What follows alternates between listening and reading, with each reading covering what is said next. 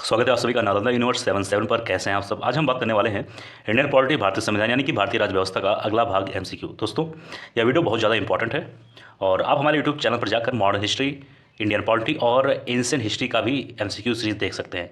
यह MCQ series हर exam के लिए इंपॉर्टेंट है। इसमें आपको एनसीईआरटी और तमाम बुक से जहाँ से भी इंपॉर्टेंट सवाल बन सकते हैं सभी से यहाँ पर सवाल लाए गए हैं और सभी वीडियोज़ बहुत ज़्यादा इंपॉर्टेंट है। तो चलिए शुरू करते हैं आज का वीडियो। तो प्रश्न नंबर 1 है कि भारतीय संसद के अपर हाउस को किस नाम से जाना जाता है। तो प्रश्न नंबर 1 का जो सही उत्तर होगा वो है आपका ए यानी कि राज्यसभा। और प्रश्न नंबर 2 है कि राज्यसभा को अस्थायी सदन कहते हैं क्योंकि। तो प्रश्न नंबर 2 का सही उत्तर होगा बी यानी कि इसे विघटित नहीं किया जा सकता। बात करेंगे प्रश्न नंबर 3 के बारे में। राज्यसभा में सीटों की अधिकतम संख्या कितनी हो सकती है। 3 का सही उत्तर होगा ए यानी कि 250 ये अधिकतम सीट है। इससे कम हो सकती है प्रेजेंट में, जैसे इस समय शायद 245-42 तक चल रहा है, तो लेकिन 250 से ज़्यादा नहीं हो सकती है। ठीक है।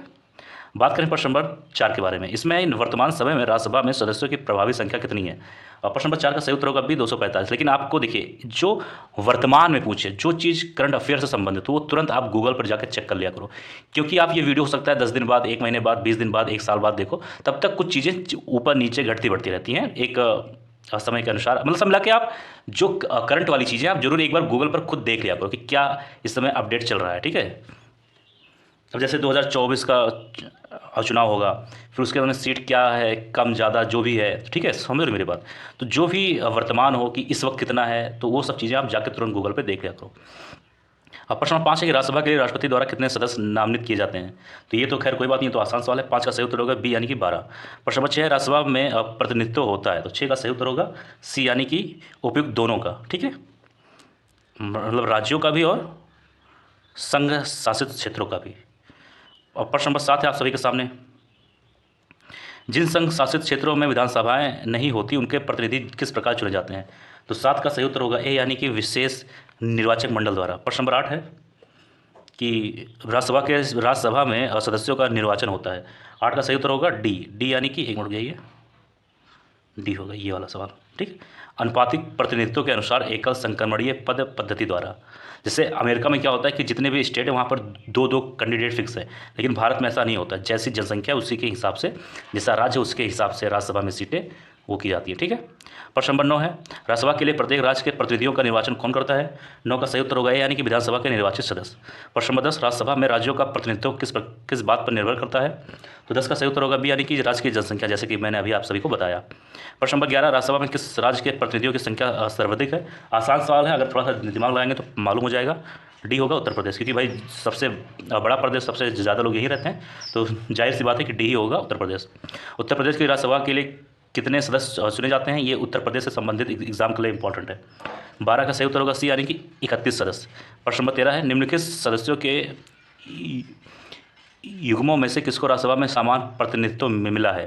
13 का सही उत्तर होगा डी यानी कि उपयुक्त सभी, यानी कि आंध्र प्रदेश एवं मध्य प्रदेश, बिहार एवं पश्चिम बंगाल, उड़ीसा एवं राजस्थान।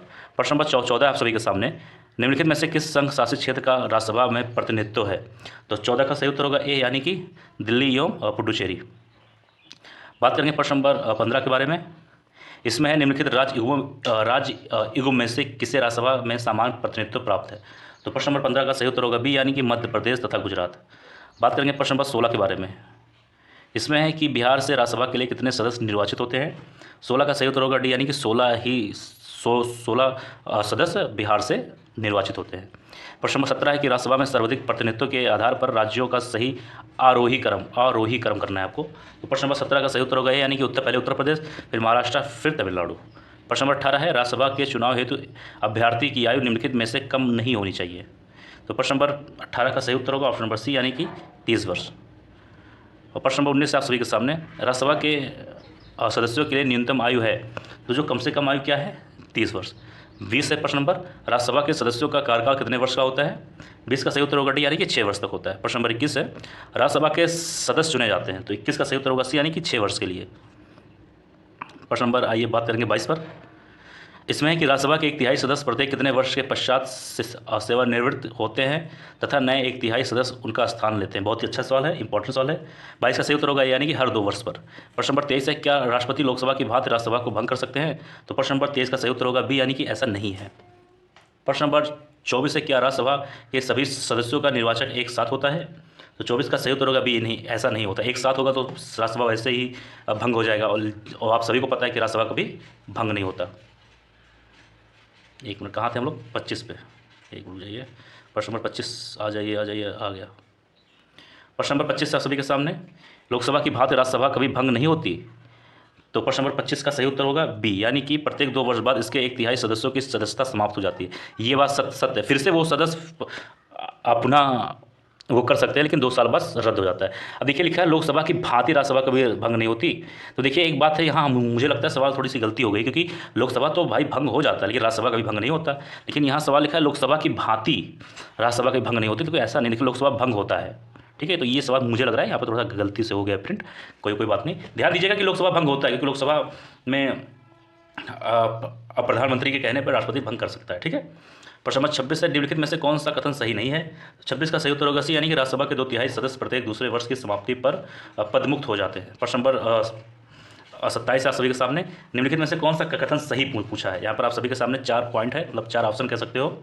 तो जो 27 का सही ऑप्शन होगा वो है आपके सी, यानी कि लोकसभा और राज्यसभा में एक बात में अंतर है कि लोकसभा का निर्वाचन कोई भी प्रत्याशी भारत के किसी भी राज्य से लड़ सकता है, परंतु राज्यसभा का प्रत्याशी सामान्यतः वहीं का होना चाहिए जहां से वह प्रत्याशी बन रहा है। प्रश्न नंबर 28 पे आइए। 28 में है कि लोकसभा और राज्यसभा में गण पूर्ति यानी कि कोरम, कोरम वो होता है कि जिसमें कम, मतलब मिनिमम से कम इतनी संख्या होनी चाहिए उस सभा के मीटिंग के लिए। ठीक है, पूछा है लोकसभा और राज्यसभा में गण पूर्ति कोरम की संख्या। 28 का सही उत्तर होगा सी, यानी कि 1/10। मान लीजिए लोकसभा में 510 सदस्य, ठीक है, तो इसका 1/10 कितना होगा? 55। इसी तरह राज्यसभा में 250 है, तो इसका कितना होगा? 25। मतलब इतने होने ही चाहिए। अब बात करेंगे प्रश्न नंबर 29 के बारे में। राज्यसभा के गण पूर्ति के लिए निर्धारित संख्या, तो 29 का सही उत्तर होगा यानी कि 25, अभी मैंने ऊपर बताया। 30 है कि राज्यसभा को भंग करने का अधिकार किसको प्राप्त है। 30 का सही उत्तर होगा डी, इनमें से किसी को भी, ना राष्ट्रपति भंग कर सकता है, ना उपराष्ट्रपति, ना उच्चतम न्यायालय। अब बात करेंगे प्रश्न नंबर 31 के बारे में। इसमें पूछा गया है कि राज्यसभा का सभापति कौन होता है। उत्तर होगा बी, यानी कि उपराष्ट्रपति। जो भारत का उपराष्ट्रपति होगा वो अपने आप राज्यसभा का सभापति हो जाएगा। बात करेंगे प्रश्न नंबर 32 के बारे में। किस सदन में अध्यक्ष उस सदन का सदस्य नहीं होता। 32 का सही उत्तर होगा बी, यानी कि राज्यसभा, ये वाला राज्यसभा। ठीक है, आपको ये बताना है कि इस समय राज्यसभा के सभापति का क्या नाम है, लोकसभा के अध्यक्ष का क्या नाम है। प्रश्न नंबर 33 है कि राज्यसभा के सभापति का चुनाव कौन करता है। 33 का सही उत्तर होगा बी, यानी कि लोकसभा एवं राज्यसभा के सभी सदस्य। प्रश्न नंबर 34 है कि राज्यसभा का सभापति, तो 34 का सही उत्तर होगा बी, यानी कि लोकसभा एवं राज्यसभा के सदस्यों द्वारा संयुक्त रूप से चुना जाता है। प्रश्न नंबर 35 में आइए। इसमें है कि निम्नलिखित में से किसकी अध्यक्षता सदस्य द्वारा की जाती है। तो 35 का सही उत्तर होगा ऑप्शन नंबर बी, यानी कि राज्यसभा। बात करें प्रश्न नंबर 36 के बारे में। इसमें है कि राज्यसभा के सभापति की अनुपस्थित में राज्यसभा का कार्य संचालन कौन करता है। 36 का सही उत्तर होगा सी, यानी कि उपसभापति। आसान सवाल है ये। प्रश्न नंबर 37 है कि राज्यसभा के उपसभापति का निर्वाचन कौन करता है। तो 37 का सही उत्तर होगा बी, यानी कि राज्यसभा के सदस्य। बात करेंगे प्रश्न नंबर 38 के बारे में। एक मिनट जाइए। प्रश्न नंबर 38 है कि क्या राज्यसभा का सभापति संसद के दोनों सदनों के संयुक्त अधिवेशन की अध्यक्षता कर सकता है। तो 38 का सही उत्तर होगा बी, यानी कि नहीं, ऐसा नहीं कर सकता। प्रश्न नंबर 39 है राज्यसभा के दो वार्षिक चुनाव की अधिसूचना कौन जारी करता है। 39 का सही उत्तर होगा ए, यानी कि निर्वाचन आयोग। अब बात करेंगे इस वीडियो का अंतिम सवाल, यानी सवाल नंबर 40।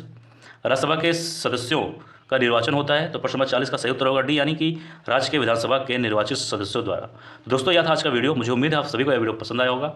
इसके बाद एक नया वीडियो फिर इंडियन पॉलिटी की आने वाली है। तो दोस्तों आप स्वस्थ रहें, अच्छे रहें। जय हिंद, जय भारत।